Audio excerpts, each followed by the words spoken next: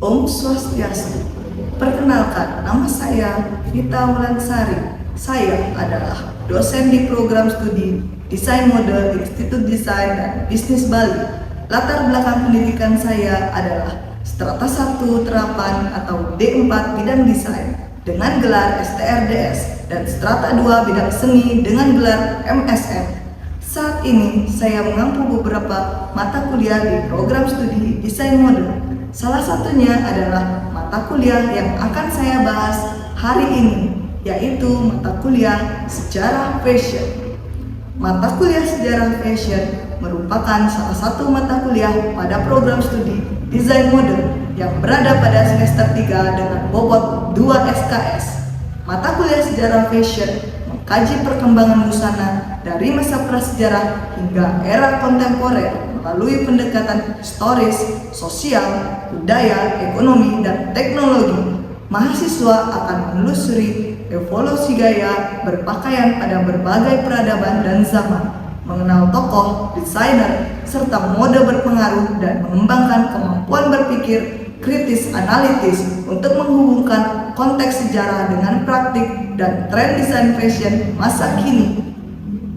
Capaian pembelajaran lulusan yang dibebankan pada MK. Yang pertama, CPL 02 menguasai konsep teori dan sejarah perkembangan fashion.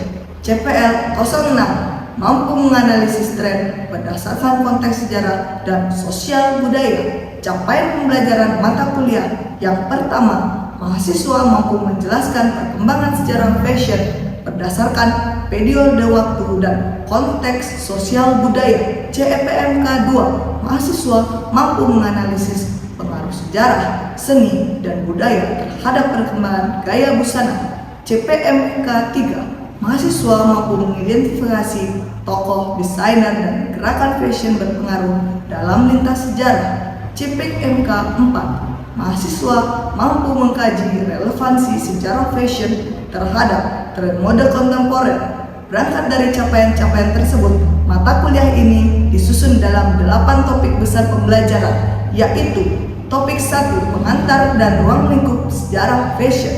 Topik 2, fashion prasejarah dan dunia kuno, Mesir, Yunani, Romawi. Topik 3, fashion abad peradaban Eropa. Topik 4, fashion Renaissance Barok dan Rokoko. Topik 2, fashion abad ke-19 dan revolusi industri. Topik 6, fashion awal abad ke-19 hingga 1970-an. Topik 7, fashion 1980-an hingga kontemporer, fast fashion and sustainable fashion. Topik 8, tokoh desainer, brand berpengaruh dan analisis tren kontemporer. Adapun referensi utama yang kami gunakan dalam proses pembelajaran mata kuliah ini antara lain Tortora and Eubank 2010 Survey of Historic Costume, Black AI 2012 Fashion a History from its 20th Century, Stelvey 2010 The Berry Companion in Fashion Berry. Referensi pendukung yang melakukan pembahasan antara lain karya Brewett, karya Murad, English, and A. Proses pembelajaran pada mata kuliah sejarah fashion dilakukan dengan metode blended learning, yaitu mendukung pembelajaran secara luring dan daring. Pembelajaran secara luring dilakukan dalam kelas dengan metode ceramah, interaktif studi, visual, analisis gambar, diskusi kelompok, hingga presentasi mahasiswa tergantung topik pada setiap sesi.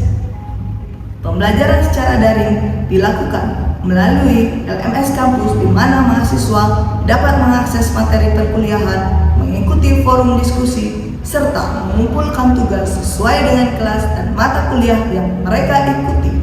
Sistem penilaian pada mata kuliah sejarah fashion terdiri atas beberapa komponen sebagai berikut: aktivitas partisipatif 16%, project 14%, tugas individu dan kelompok 20%, kuis dan absensi hadirat 10%, UTS 20%, UAS 20%. Seluruh komponen penilaian ini disampaikan secara transparan kepada mahasiswa di awal perkuliahan melalui kontrak perkuliahan, dan hasil penilaian dapat diakses mahasiswa melalui akun LMS masing-masing.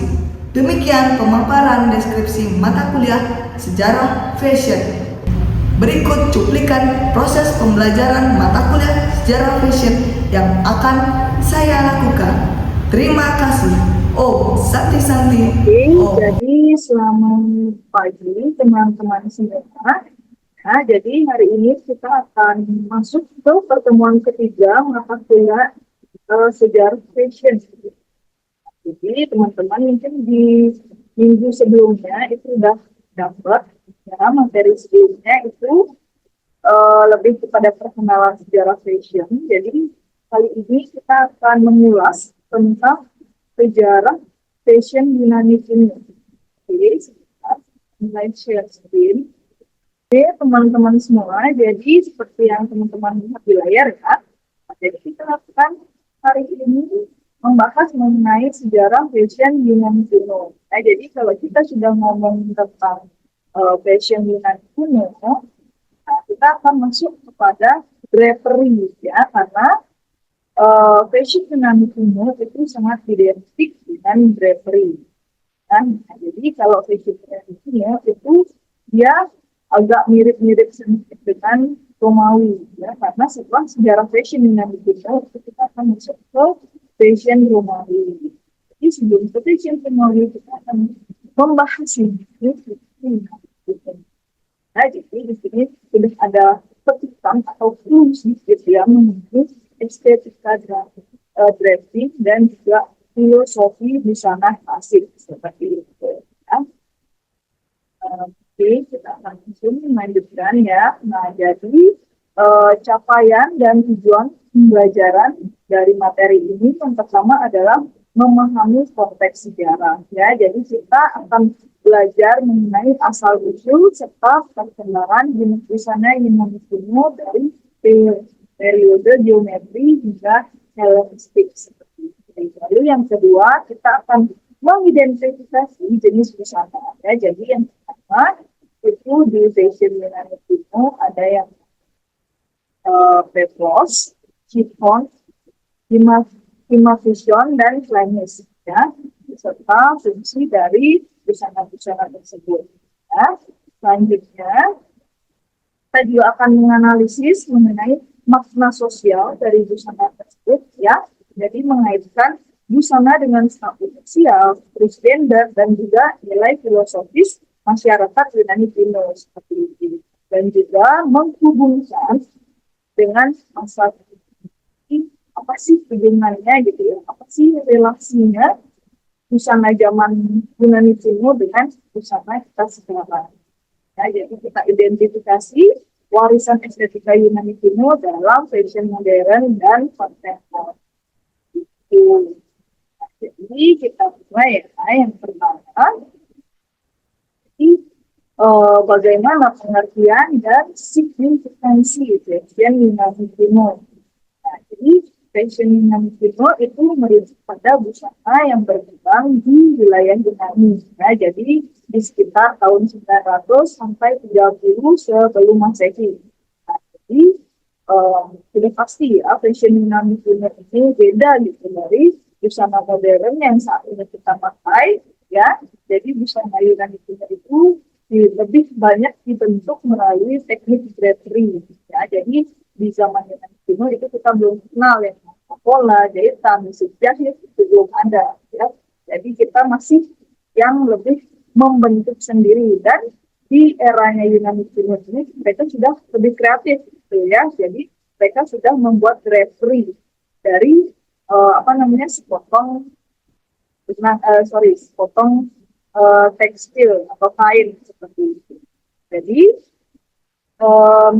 di Yunani kuno ini kita juga sudah mengenal estetika ya. Jadi estetika ini juga sangat erat kaitannya dengan filosofi keindahan, proporsi tubuh, dan nilai kealamian atau kita sebut dengan naturalisme. Nah, jadi pada zaman Yunani kuno ini kita masih yang jauh alami gitu ya. Jadi belum merambah ke model ini, model itu. Ya, jadi benar-benar kita ngolah kayak gimana sih caranya kita ngolah kain, selembar kain itu supaya terlihat lebih alami, lebih estetik seperti itu. Nah, jadi untuk mempelajari ini itu sangat penting ya, karena fashion Yunani kuno ini adalah salah satu fondasi dari estetika busana barat ya, termasuk dari era neoklasik dan juga gaun Grecian modern. Ya, jadi mungkin teman-teman sebelumnya kalau sering nih nonton film-film yang ada erat kaitannya dengan zaman Yunani, itu sudah mungkin sudah terbayang kayak apa sih busana-busana Yunani kuno itu. Ya. Nah, jadi ini juga ada gambarnya ya, gambarnya. Nah, jadi dari patung ini, nah, kalau udah lihat nih patung-patung zaman kayak gini itu udah pasti ya, kalau banyak lipatannya ya, jadi kain dengan banyak lipatan seperti itu ya, biasanya memang dari kalangan era fashion yang itu. Kita lanjut, nah, kita masuk kepada peta perjalanan materi kita sendiri. Nah, jadi kita akan jalan-jalan kembali ya ke zaman era Yunani kuno. Kita akan flashback. Nah, jadi sebelumnya saya akan memberikan timeline-nya, ya timeline dan juga periodisasi. Nah, gitu. Nah, jadi yang pertama itu ada yang namanya era geometrik. Ya, jadi di tahun 900 sampai 700 sebelum Masehi. Nah, jadi di era geometrik ini busananya itu lebih sederhana, motif geometris dan juga yang ada pada tekstil tersebut. Nah, terus kita masuk lagi lebih dalam lagi ke era Archai. Nah, jadi era Archai ini ada di tahun 700 sampai 480 sebelum Masehi. Ya. Nah, jadi di era Archai ini baru ada yang namanya peplos. Nah, peplos populer dan juga awal kemunculan siton. Nah, jadi apa sih peplos, apa sih siton gitu kan, kita bahas lebih dalam lagi. Nah, terus masuk lagi nih kita ke era yang lebih dalam lagi. Nah, ada yang namanya era klasikal yang lebih baru lagi daripada Archai. Nah, jadi era klasikal ini dimulai pada tahun 480 sampai 323 sebelum Masehi. Nah, jadi di era klasikal ini adalah puncak estetika grafik, ya, dimulai dari Siton, Hilation, dan Flames. Dan di era terakhir zaman Yunani kuno yaitu Hellenistik, ya. Jadi itu ada di tahun 323 sampai 30 sebelum Masehi. Jadi di era Hellenistik ini juga gayanya lebih dekoratif, lebih banyak hiasan-hiasannya dan juga ada pengaruh budaya ini. Nah, jadi keempat periode ini akan menjadi kerangka pembahasan utama kita pada pertemuan hari ini. Oke, jadi kita masuk ya. Yang pertama, prinsip dasar dari tekstil dan teknik galeri pada era zaman Yunani kuno. Jadi yang paling pertama itu yang paling dasar adalah bahan. Ya, jadi teman-teman pasti bertanya-tanya nih, kira-kira apa sih yang dipakai sama orang-orang zaman Yunani kuno gitu ya? Karena kalau orang-orang zaman kuno belum banyak kan ada tekstil, dan yang pasti tekstilnya itu masih yang berbau alam, belum ada tekstil yang seperti kita sekarang gitu ya, yang banyak warna, terus dari bahan-bahan sintetis kayak gitu ya. Jadi di zaman Yunani kuno itu semuanya masih di bahan-bahan alami. Dan salah satunya itu adalah bahan wool, ya. Jadi bahan wool itu yang menjadi bahan utama pada zaman Yunani kuno, ya, terutama untuk iklim yang lebih dingin. Karena kalau di wilayah Eropa itu mereka ada 4 musim ya, berbeda dengan kita. Jadi ada musim dinginnya, terutama di Yunani Utara. Itu mereka lebih banyak menggunakan bahan wool seperti itu. Nah, yang kedua, setelah wool itu mereka menggunakan bahan linen. Ya, jadi bahan linen itu juga digunakan baik untuk musim panas atau musim dingin. Ya, karena seperti yang kita ketahui dan masih kita pakai sampai sekarang ya, linen itu juga bahannya bagus, adem, dan juga teksturnya halus seperti itu. Jadi lebih mudah untuk digunakan. Ya. Selanjutnya, untuk teknik drapery-nya ini busana itu dibentuk dengan melipat, serta menyematkan kain menggunakan fibula. Nah, jadi fibula itu adalah semacam kelinci ya, yang nantinya disematkan di bagian bahu. Nah, ini teman-teman boleh lihat nih contohnya ya di gambarnya ini. Nah, ini kalau kalian lihat yang di bagian bahu, nah itulah pancing yang dinamakan dengan fibula. Saya akan di slide selanjutnya nanti akan ada contoh gambar fibula. Jadi di um, busana saat ini ya di zaman Yunani kuno ini kita nggak ada tuh yang namanya pakai yang namanya jahitan permanen gitu karena belum ada juga ya dan kalaupun ada itu paling nggak cuma dengan silaman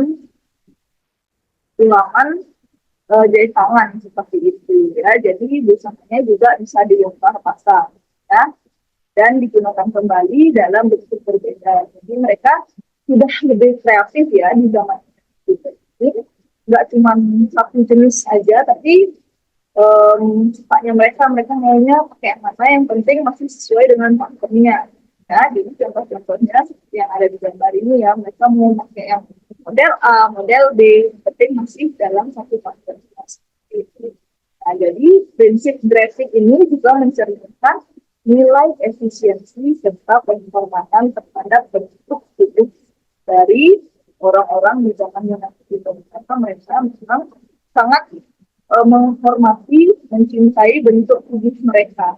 Ya. Jadi apa namanya? Kalau kalian perhatiin, kalau pernah lihat mungkin di patung-patung di zaman Yunani dulu, kenapa sih patung-patungnya itu terutama yang wanita ada yang apa namanya bagian dadanya terbuka kayak gitu karena kalau di zaman itu mereka belum ada nih yang nggak boleh nih apa namanya nggak pakai baju kayak gitu nggak ada karena mereka itu apa namanya sangat mencintai bentuk tubuh mereka jadi nggak ada yang apa namanya sampai jorok atau apa karena semua itu berada di bawah jadi seperti itu ya jadi di zaman itu masih bebas ya mau apa namanya mau dada yang penting karena mereka sangat menghormati bentuk tubuh. Oke, kita lanjut ya ke slide selanjutnya. Nah, jadi di sini ada teknik draping Yunani kuno. Ya, jadi kalau tadi saya hanya memberikan kata-kata gitu ya, kain persegi panjang. Nah, di sini ada ilustrasinya ya. Jadi dari kain persegi panjang, ya baik itu kain wool atau kain linen, ya, pokoknya semuanya pasti berbentuk persegi panjang. Belum ada yang bentuknya segitiga atau kejar genjang itu nggak ada ya. Jadi semuanya pasti berbentuk persegi panjang. Lalu mereka lipat secara vertikal ya sesuai dengan ilustrasi di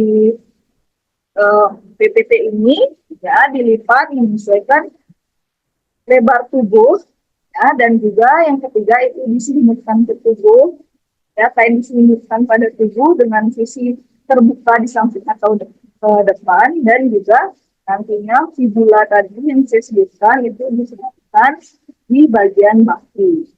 Jadi mereka mengatur ya dan dibentuk sedemikian rupa senyamannya mereka dan seestetika itu estetis itu. Nah, jadi nanti di hasil akhir itulah yang kita namain namanya pevlos, siton, ya, dan juga himasion gitu. Ya. Nah, jadi bentuknya beda-beda ya. Kalau yang apa namanya yang lebih polosan itu namanya pevlos ya dan juga kalau di bagian depannya itu ada lebih banyak drapery itu dinamain siton dan juga kalau himasion itu lebih banyak menggunakan kain ya karena drapery-nya lebih rumit dan juga dia lebih panjang seperti itu. Ya. Nah, yang ketiga kita masuk ke himasion atau mantel serbaguna. Nah, jadi himasion ini adalah mantel besar yang dikenakan di luar peplos atau siton. Jadi kalau peplos sama siton itu adalah busana dasar busana pasti yang akan digunakan, sementara himation itu adalah outernya atau mantelnya kayak gitu ya. Jadi himation ini juga bisa dikenakan sendiri tanpa busana dalam, tanpa si deplos atau siton ya, terutama untuk para filsuf dan juga cendekiawan. Nah, jadi untuk himation ini cara melilitkannya itu dapat menunjukkan status sosial dan kepribadian pemakainya. Jadi setiap himation ini beda-beda cara penggunaannya tergantung sama status atau pascal dari masing-masing orang zaman itu. Nah, jadi himation ini juga dikenakan pria maupun wanita dan juga sering digambarkan dalam patung-patung ikonik Yunani kuno. Ya, dan juga himation itu menjadi simbol kebijaksanaan dan kedewasaan dalam budaya Yunani kuno. Selanjutnya ada chlamys dan exomis. Nah, ini adalah busana prianya. Ya, kalau lebih kepada baju-baju perang itu sebenarnya ya. Jadi kalau wanita kan tidak mempunyai baju perang gitu. Nah, jadi kalau chlamys ini adalah mantel pendek untuk pria muda, penunggang kuda dan juga prajurit yang disematkan di satu bahu. Nah, boleh dilihat ya di contoh gambarnya. Selanjutnya ada exomis. Nah, tunik pendek asimetris yang membuka satu bahu dikenakan pekerja dan budak untuk kebebasan bergerak. Ya, jadi exomis yang ini ya, dia lebih simpel gitu ya daripada chlamys. Nah, kedua busana ini juga mencerminkan fungsi praktis dibandingkan estetika semata. Dan chlamys sering dikaitkan dengan metodologi Hermes sebagai simbol perjalanan dan juga kecepatan. Jadi perbedaan busana ini menunjukkan juga stratifikasi sosial. Sekali lagi, busana ini menunjukkan stratifikasi sosial berdasarkan jenis pekerjaan seperti itu ya. Nah, jadi kita masuk ke bagian aksesorisnya. Ya, jadi di aksesoris itu ada yang namanya fibula, zone, dan juga perhiasan. Nah, jadi apa sih yang dari tadi saya omongin gitu ya tentang si fibula ini? Nah, ini adalah contohnya ya. Dari kancing atau bros yang tadi disematkan di bagian bahu dari si peplos atau siton gitu ya. Jadi fibula ini terbuat dari peniti logam ya untuk menyematkan kain di bahu, dan juga fibula ini punya ukiran yang indah dan menjadi karya seni tersendiri seperti itu. Nah, sampai di sini dulu, tunggu suara saya masih kedengaran jelas ya teman-teman ya. Jadi yang kedua itu ada yang namanya zone atau ikat pinggang untuk mengatur jatuhnya kain sekaligus membentuk siluet tubuh, dan juga ada perhiasan emas seperti anting, kalung, dan gelang yang menjadi penanda kekayaan pemakainya gitu. Dan juga ada aksesoris kipas tangan dan juga payung kecil ya. Nah, umumnya aksesoris tersebut digunakan di wanita dari kalangan atas. Untuk pada tahap itu mungkin masih sama ya, seperti orang-orang kita saat ini yang lebih banyak perintilannya itu menandakan dia lebih kaya gitu. Tapi tergantung juga ya perintilan yang dimaksud itu mungkin yang bahannya dari apa gitu ya untuk zaman sekarang. Nah, selanjutnya aksesoris itu juga menjadi cara utama kita membedakan status sosial, karena dasar busana itu lebih relatif sama gitu ya, karena mereka juga orang-orang yang dari kasta tinggi itu juga masih pakai peplos, siton, himation seperti itu. Tapi kita bisa lihat dari jenis aksesoris yang digunakan. Jadi semakin banyak dia menggunakan emas seperti itu akan menyatakan dia adalah orang dari kalangan atas.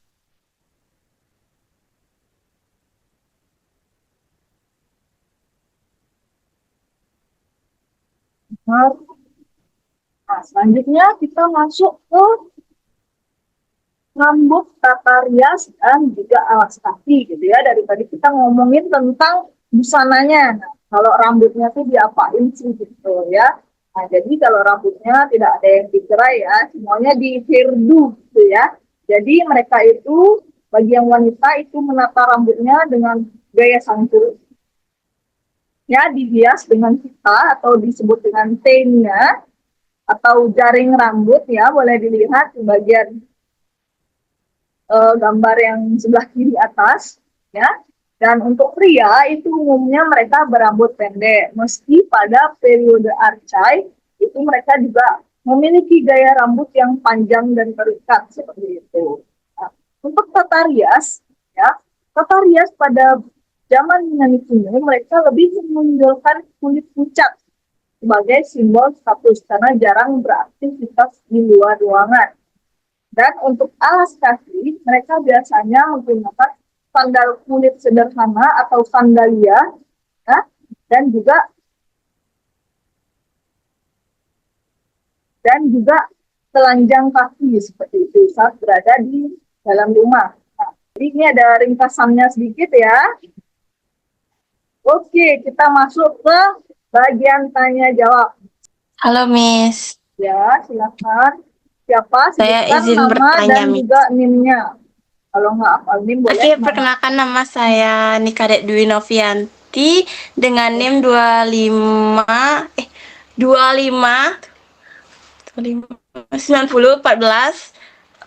Saya ingin bertanya. Tadi kan Miss sudah menjelaskan dan saya ingin tahu mengapa busana Yunani kuno dianggap unik dibanding busana pada masa-masa sesudahnya. Oke, baik. Terima kasih, Novi. Untuk pertanyaan kedua, boleh? Bertanya. Silakan. Sebelumnya perkenalkan nama saya Tania Amanta dengan NIM 259033140002.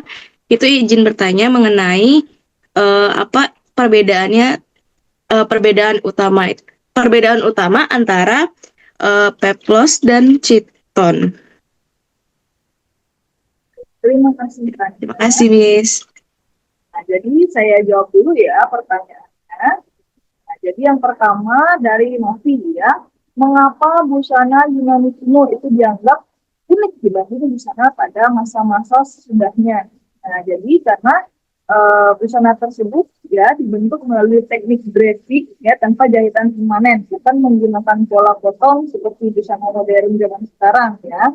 Jadi satu lembar kain persegi panjang itu mereka lipat, cut, dan sematkan menjadi berbagai jenis busana yang berbeda gitu. Nah, jadi lebih lebih banyak kreativitas yang mereka lahirkan pada zaman itu. Padahal mereka kan belum banyak tahu mengenai suatu keilmuan ya pada zaman itu, beda dengan yang sekarang. Oke, terima kasih. Selanjutnya untuk pertanyaan kedua itu apa perbedaan utama antara peplos dan chiton? Ya, jadi peplos sendiri itu berbahan wool yang tebal dengan siluet yang lebih berat. Sedangkan chiton itu lebih ringan dan juga lebih ngalir gitu, terutama pada versi ionnya. Ya, jadi chitonnya itu berbahan linen. Nah, jadi kalau peplos itu populer lebih dulu daripada chiton ya di periode Archai, kemudian secara bertahap digantikan oleh chiton yang dianggap lebih fleksibel.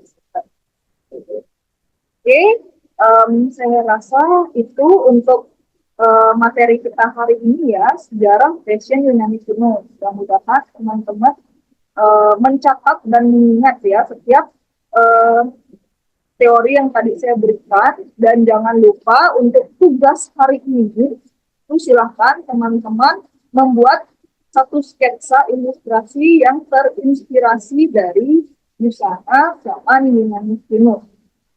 Ya, oke. Sampai di sini pertemuan kita siang semuanya. Siang, Miss. Miss.